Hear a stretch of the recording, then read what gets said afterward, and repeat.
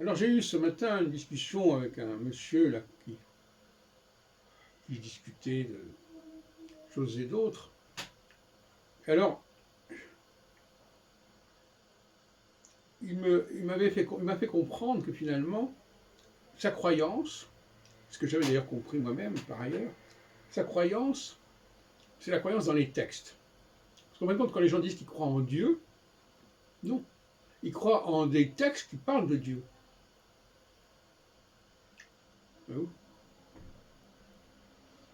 Et il est obligé de se persuader que ces textes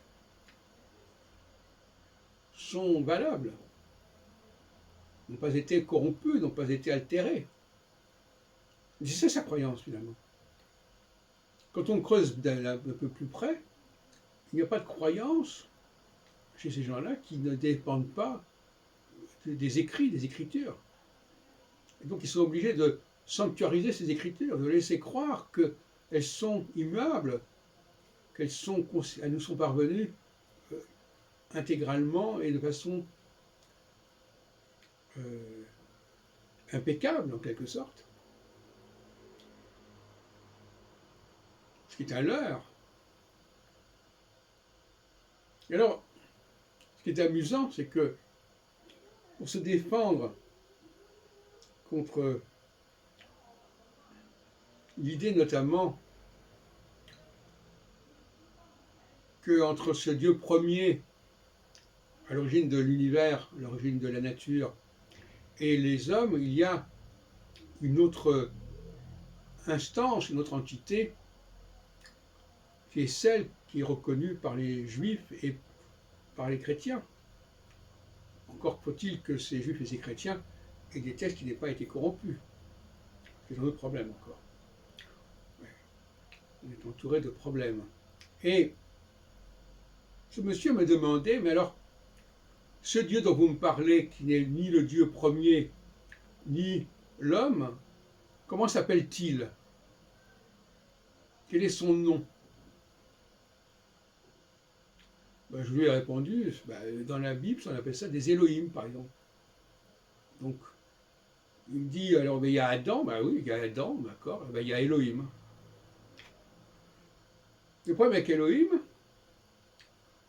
qui figure dans le premier verset de la Genèse, Bereshit bara Elohim et Hashamayim et Haaretz. Le problème d'Elohim, c'est qu'on trouve dans les liturgies judaïques le schéma Israël. Et dans le schéma Israël, on parle de Eloheinu. Alors le possessif, c'est toujours un problème. Un problème qui a toujours perturbé les chrétiens. Parce que c'est possessif, il est restrictif par définition. C'est notre Dieu, c'est pas le vôtre. Et ça, ils ne veulent pas entendre parler de ça.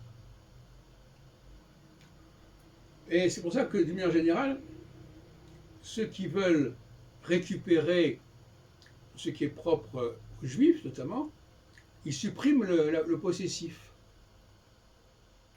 Ils ne disent pas mon peuple, alors que ça existe, mon peuple, ami, ça existe dans la Bible, mon peuple.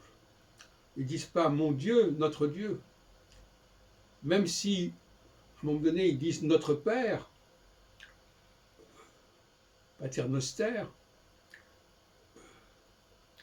au fond, ils veulent dire ceux qui ont adopté cette divinité, si on peut dire. Mais ils laissent entendre que tout le monde peut l'adopter. C'est comme ça qu'ils détournent les choses.